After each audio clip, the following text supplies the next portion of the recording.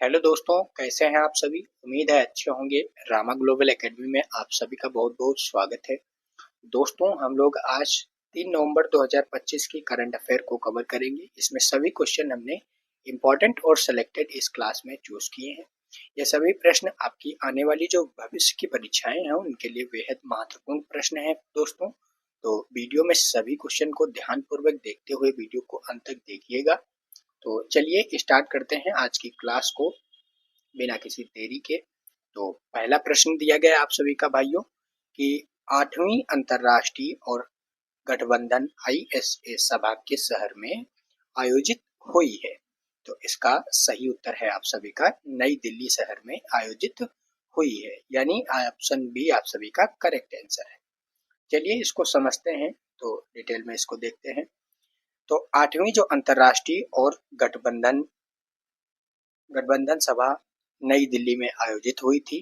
इस सभा का मुख्य उद्देश्य क्या था, तो सौर ऊर्जा को बढ़ावा देने और वैश्विक ऊर्जा परिवर्तन को गति देने पर चर्चा करना इसका उद्देश्य था।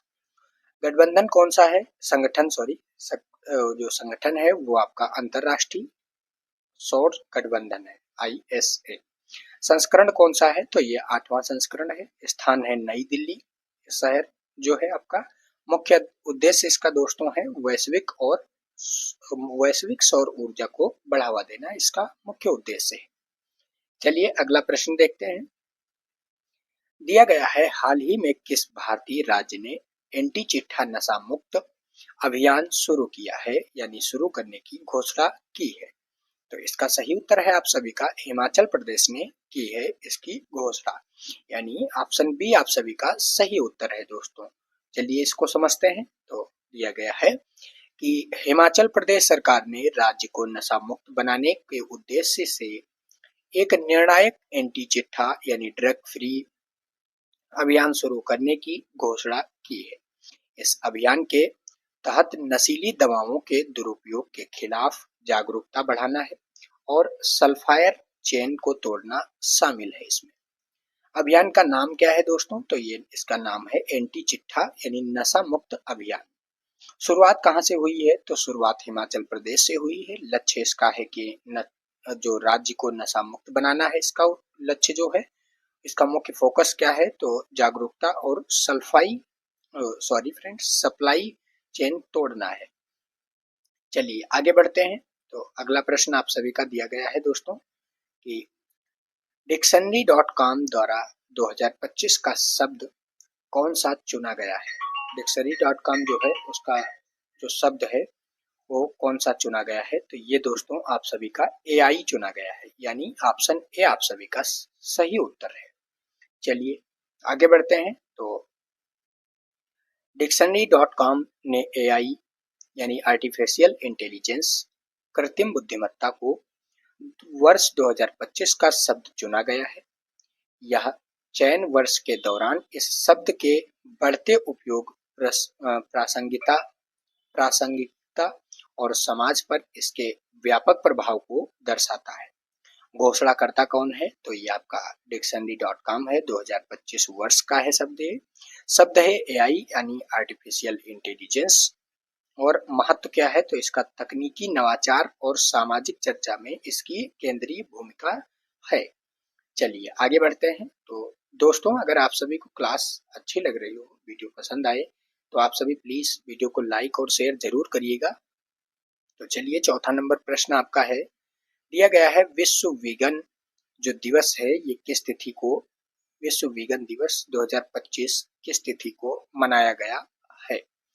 तो इसका राइट आंसर है आप सभी का, ये आपका 1 नवंबर को मनाया गया है, यानी ऑप्शन सी आपका राइट आंसर है। चलिए आगे बढ़ते हैं। तो विश्व वीगन दिवस प्रतिवर्ष 1 नवंबर को मनाया जाता है।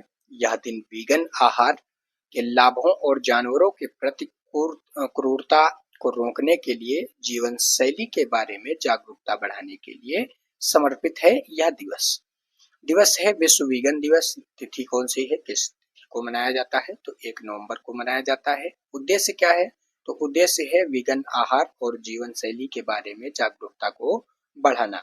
स्थापना इसकी कब हुई थी, कब से यह दिवस मनाया जाता है, तो ये आपका 1994 में लुइस वालिस द्वारा शुरू किया गया था और स्थापना हुई थी, तब से यह दिवस मनाया जाता है।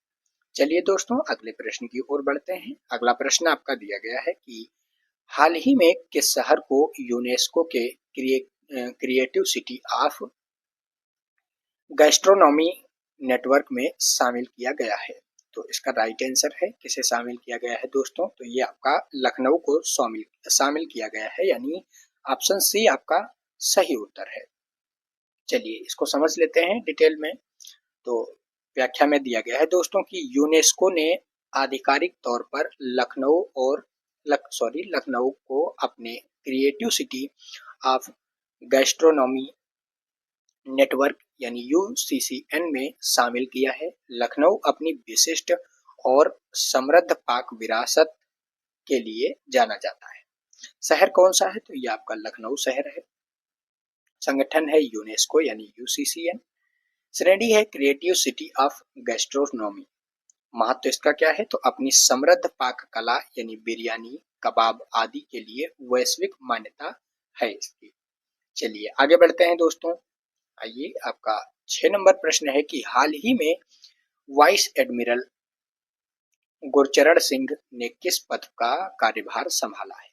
तो इन्होंने किस पद का कार्यभार संभाला है दोस्तों, तो ये आपका भारतीय नौसेना के कार्मिक प्रमुख का जो कार्यभार है वो संभाला है, यानी ऑप्शन बी आप सभी का सही उत्तर है।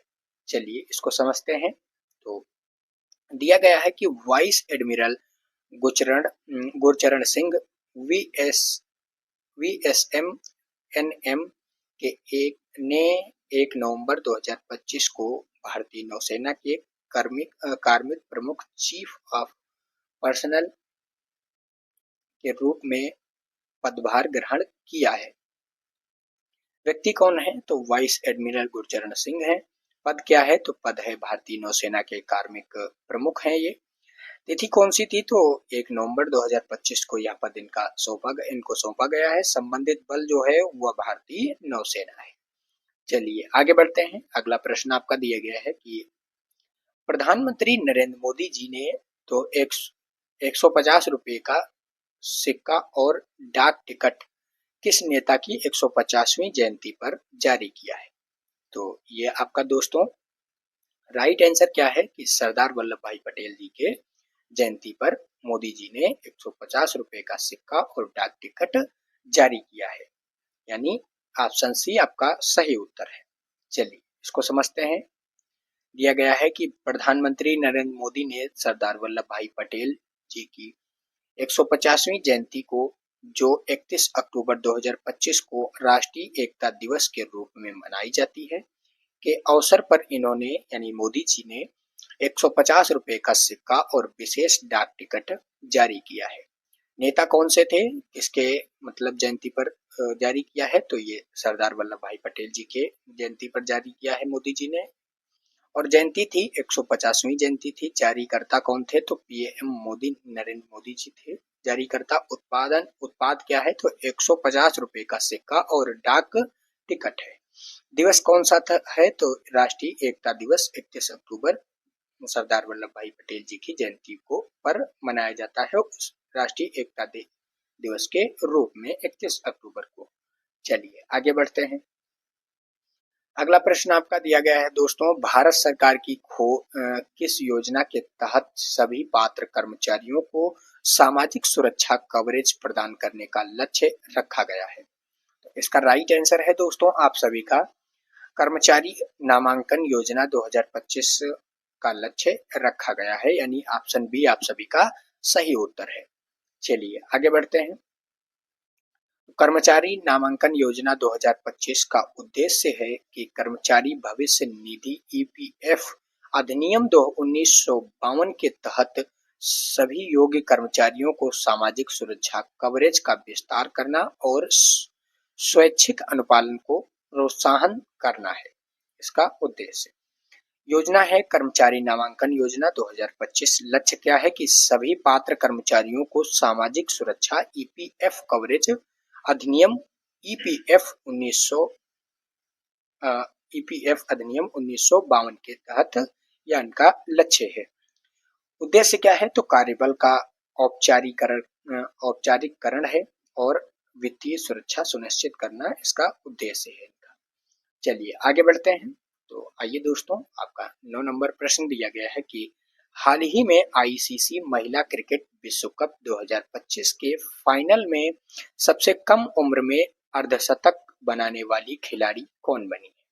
तो इसका राइट आंसर है आप सभी का दोस्तों सैफाली वर्मा जो है वो बनी है अर्धशतक बनाने वाली खिलाड़ी, भारत की सबसे कम उम्र वाली, यानी ऑप्शन बी आप सभी का दोस्तों सही उत्तर है। चलिए आगे बढ़ते हैं, इसको समझते हैं। तो भारतीय क्रिकेट सैफाली वर्मा ने आईसीसी महिला ओडीआई विश्व कप 2025 के फाइनल में अर्धशतक बनाकर इतिहास रच दिया है। वह पुरुषों और महिलाओं दोनों प्रारूपों में विश्व कप फाइनल में अर्धशतक बनाने वाली सबसे कम उम्र की क्रिकेटर बन गई हैं।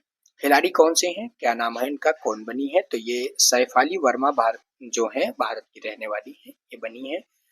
प्रतियोगिता आईसीसी महिला ओडीआई विश्व कप 2025 है।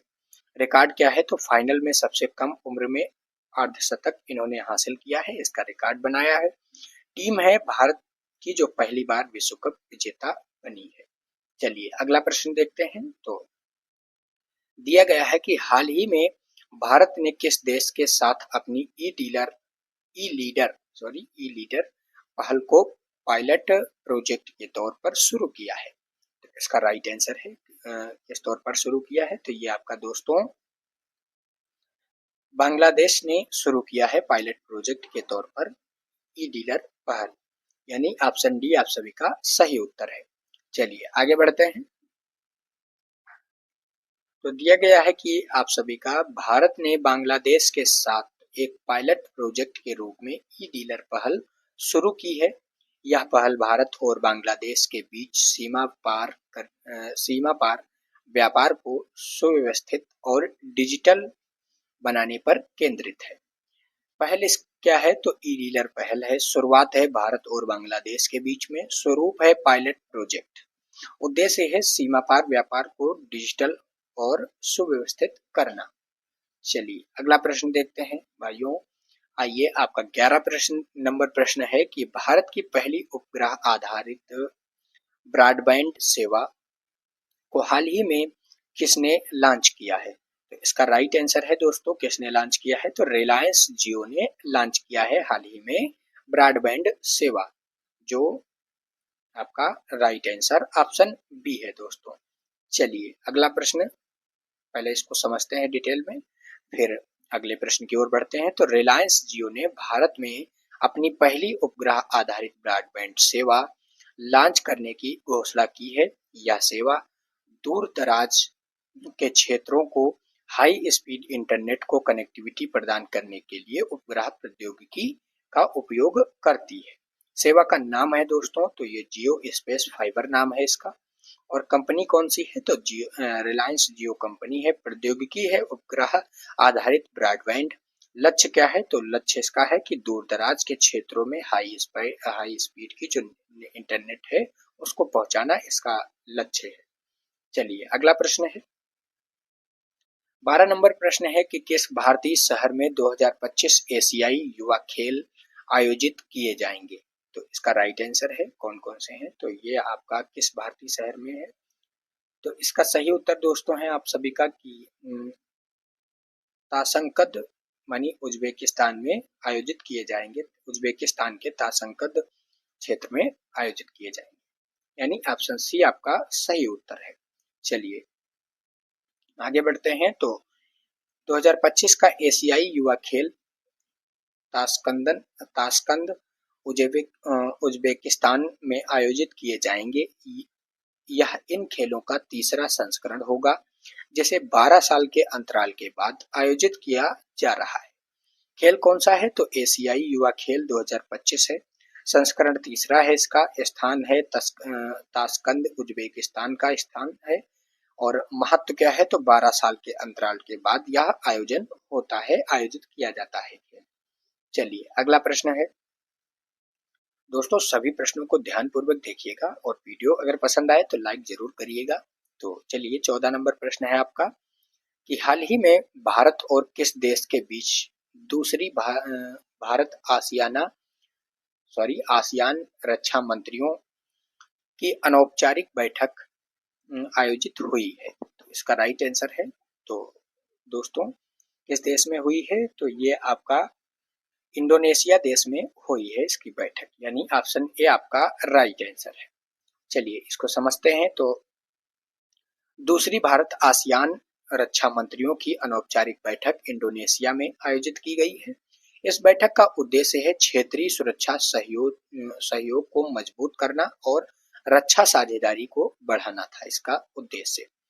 बैठक कौन सी है, तो दूसरी भारत आसियान आसियान रक्षा मंत्रियों की अनौपचारिक बैठक है। ये स्थान कहाँ मतलब कहाँ पे बैठक हुई है, तो ये आपके स्थान इंडोनेशिया में हुई है। उद्देश्य क्या है इसका, तो क्षेत्रीय सुरक्षा सहयोग और रक्षा साझेदारी को मजबूत करना इसका उद्देश्य है। चलिए आगे बढ़ते हैं। अगला प्रश्न आपका है कि किस संस्था ने स्कूली बच्चों को इंटरनेट सुरक्षा और जिम्मेदार ऑनलाइन उपयोग के बारे में सिखाने के लिए साइबर जागो पहल शुरू की है। तो इसका सही उत्तर आप सभी का है, राष्ट्रीय महिला आयोग ने शुरू किया है, यानी आपका ऑप्शन डी करेक्ट आंसर है। चलिए आगे बढ़ते हैं दोस्तों। तो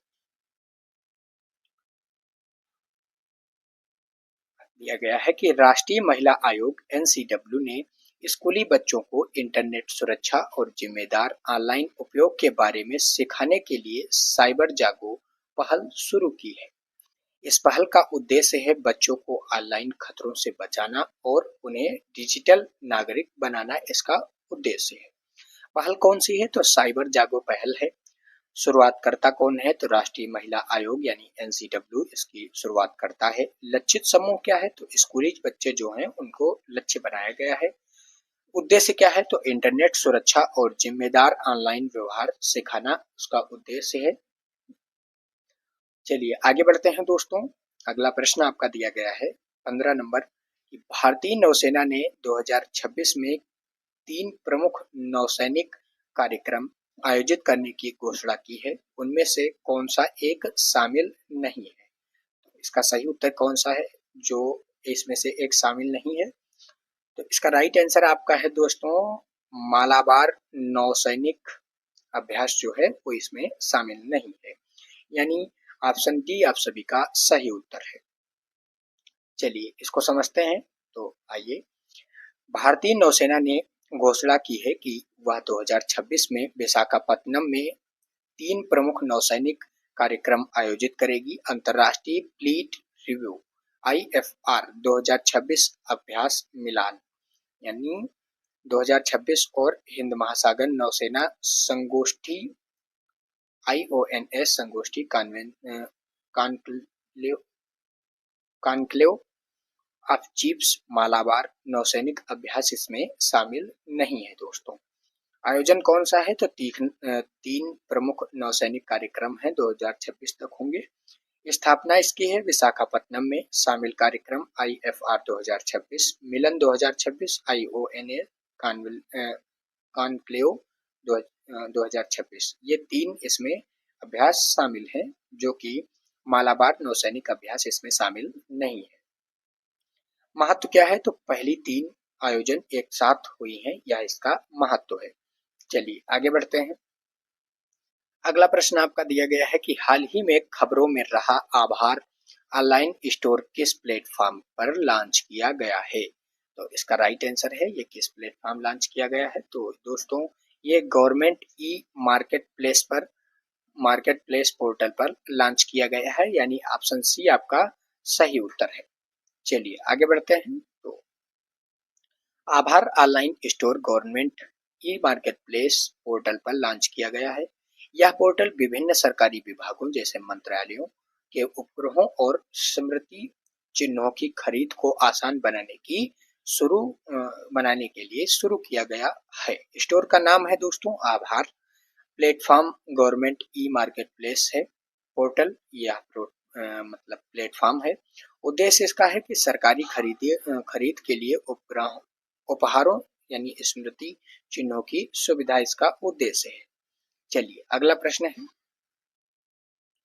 भारत का पहला समुद्री पुल जो पंबन पुल किस राज्य में स्थित है? भारत का पहला समुद्री पुल पंबन पुल किस राज्य में स्थित है? तो ये आपका दोस्तों तमिलनाडु राज्य में स्थित है, यानी ऑप्शन सी आपका, सॉरी फ्रेंड्स, ऑप्शन बी आप सभी का करेक्ट आंसर है। चलिए आगे बढ़ते हैं। तो पंबन पुल भारत का पहला समुद्री पुल है और यह तमिलनाडु में स्थित है।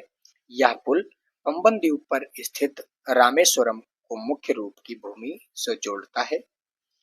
पंबन पुल भारत का पहला समुद्री पुल है।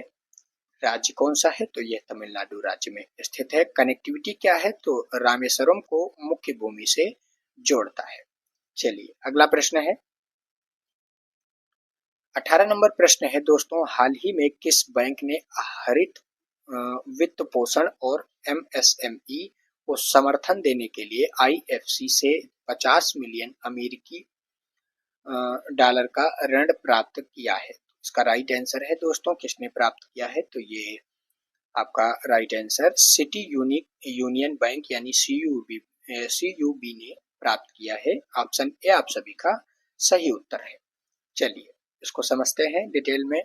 तो व्याख्या में दिया है कि सिटी यूनियन बैंक यानी सीयूबी ने अंतरराष्ट्रीय वित्त निगम से 50 मिलियन अमेरिकी डॉलर का ऋण प्राप्त किया है। इस राशि का उपयोग मुख्य रूप से सौर और पवन ऊर्जा समाधानों सहित हरित वित्त पोषण और सूक्ष्म लघु और मध्यम उद्यमों को समर्थन देने के लिए किया जाएगा।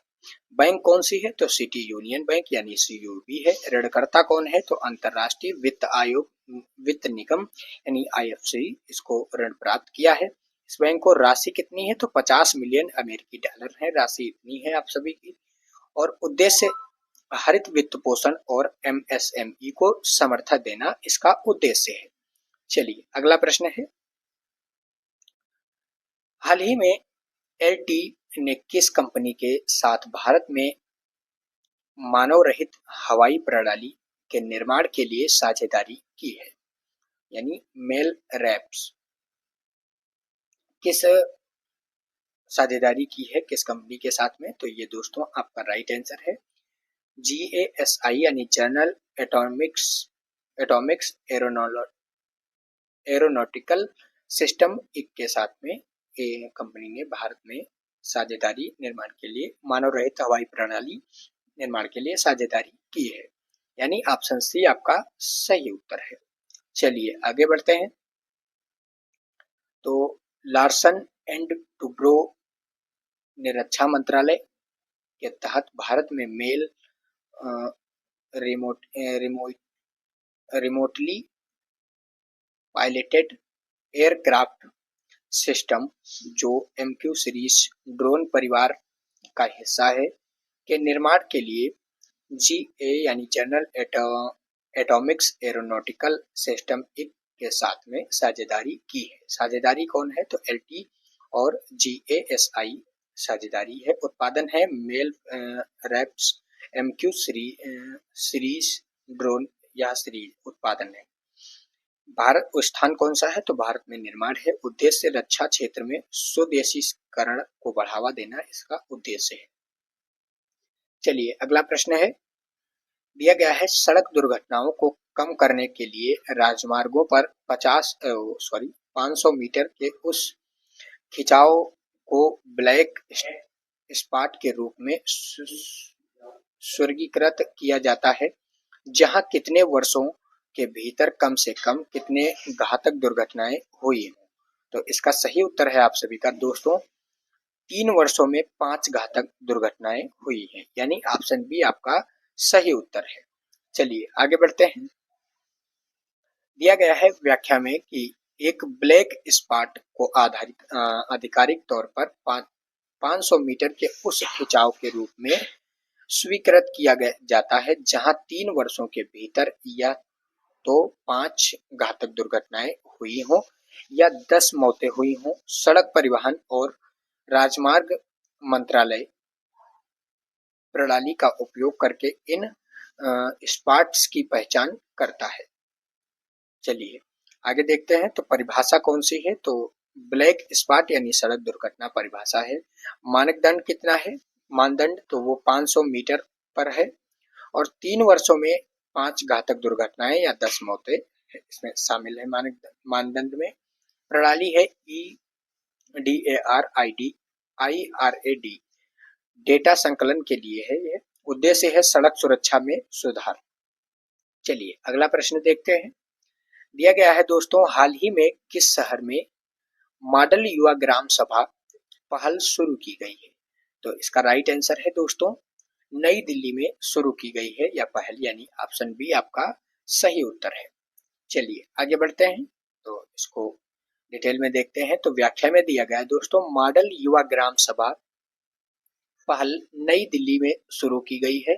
इस पहल का लक्ष्य है युवाओं में लोकतांत्रिक भागीदारी को बढ़ावा देना और उन्हें जमीनी स्तर पर शासन प्रक्रियाओं में शामिल होने के लिए प्रेरित करना इसका उद्देश्य है।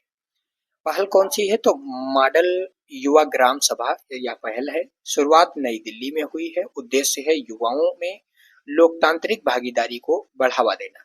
महत्व है पंचायती राज प्रणाली को मजबूत करना, इसका महत्व है। चलिए आगे बढ़ते हैं। अगला प्रश्न है आपका कि किस भारतीय संस्थान ने सेल और जीन थेरेपी विनिर्माण में विशेषज्ञता रखने वाले न्यूसेलियन थेरेप्यूटिक्स की स्थापना की है? तो इसका राइट आंसर है तो दोस्तों, भारत बायोटेक इंटरनेशनल लिमिटेड ने इसकी स्थापना की है, यानी ऑप्शन बी आपका सही उत्तर है। चलिए आगे बढ़ते हैं, इसको समझते हैं। तो व्याख्या में दिया गया है दोस्तों, भारत बायोटेक इंटरनेशनल लिमिटेड ने सेल और जीन थेरेपी विनिर्माण विशेषज्ञता रखने वाले एक पूर्ण स्वामित्व वाली सहायक कंपनी न्यूसेलियन थेरेप्यूटिक्स की स्थापना की घोषणा की है। यह एक contract research development manufacturing organization के रूप में कार्य करेगी। सहायक कंपनी न्यूसेलियन थेरेप्यूटिक्स है। जो सहायक कंपनी है वो न्यूसेलियन थेरेप्यूटिक्स है। मूल कंपनी है भारत बायोटेक। विशेषज्ञता कौन है? तो सेल और जीन थेरेपी विनिर्माण विशेषज्ञता है। कार्य क्षेत्र है CRDMO, अनुसंधान विकास और विनिर्माण संगठन इसका कार्य क्षेत्र है। चलिए आगे बढ़ते हैं। अगला प्रश्न आपका दिया गया है 23 नंबर, हाल ही में किस देश ने अफगानिस्तान की तालिबान सरकार का पहला राजनयिक भारत में नियुक्त करने का संकेत दिया है? तो इसका राइट आंसर है दोस्तों, किसने दिया है? तो ये अफगानिस्तान ने दिया है। ऑप्शन डी आपका सही उत्तर है। चलिए इसको समझते हैं। तो देखिए, अफगानिस्तान की तालिबान सरकार ने अगस्त 2021 में सत्ता पर कब्जा करने के बाद नई दिल्ली में अपना पहला आधिकारिक प्रतिनिधि राजनयिक नियुक्त करने का संकेत दिया है। यह कदम भारत के साथ राजनयिक संबंध सामान्य करने की दिशा में एक महत्वपूर्ण विकास है। देश कौन सा है? तो अफगानिस्तान है, जो तालिबान सरकार का है। प्रतिनिधित्व है भारत में पहला आधिकारिक राजनयिक। समय कौन सा था? तो अगस्त 2021 में तालिबान के कब्जे के बाद का समय था। अगस्त महत्व क्या है? तो भारत के साथ संबंधों को मजबूत करने का संकेत इसका महत्व है।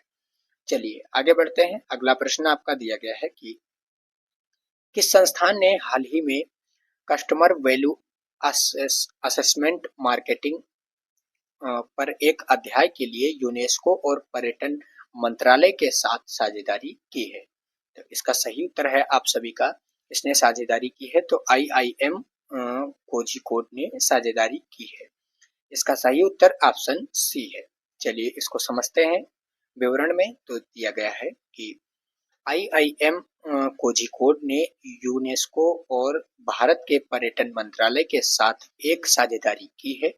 यह साझेदारी कस्टमर वैल्यू असेसमेंट मार्केटिंग पर एक अध्ययन के लिए है, जिसका उद्देश्य भारतीय पर्यटन को बढ़ावा देना और सांस्कृतिक विरासत स्थलों की ओर पर्यटकों को आकर्षित करना इसका उद्देश्य है।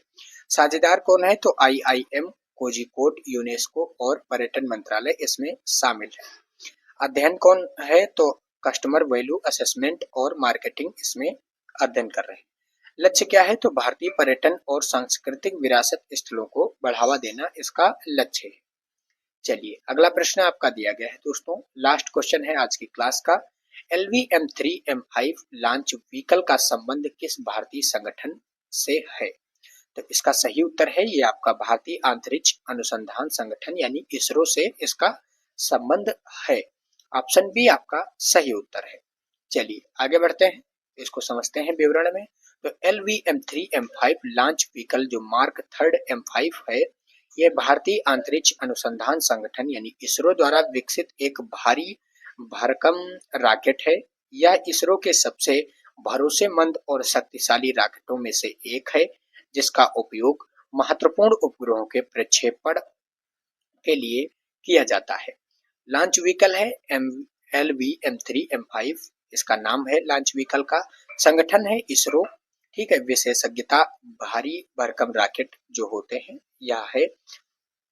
उपयोग क्या है दोस्तों इसका? तो महत्वपूर्ण संचार उपग्रहों का प्रक्षेपण यानी करना या भेजना, इसके द्वारा ये इसका उपयोग है दोस्तों। तो हमें उम्मीद है दोस्तों आज की क्लास में आप सभी को अच्छे से सभी प्रश्न समझ में आ गए होंगे। टॉप 20 क्वेश्चन ये सभी थे क्लास में, इसमें से कितने क्वेश्चन आप सभी अच्छे से पढ़े हैं ये सभी आप कमेंट बॉक्स में जरूर बताएंगे। कल क्लास आपको कैसी लगी और अच्छी लगी तो वीडियो को लाइक जरूर करिएगा। दोस्तों मिलते हैं अगली क्लास में, आज के लिए इतना ही। और चैनल पर अगर नए हो तो चैनल को सब्सक्राइब जरूर कर लीजिएगा, ताकि हमारी आने वाली जो प्रतिदिन की वीडियो है वो आप तक पहुंचती रहे।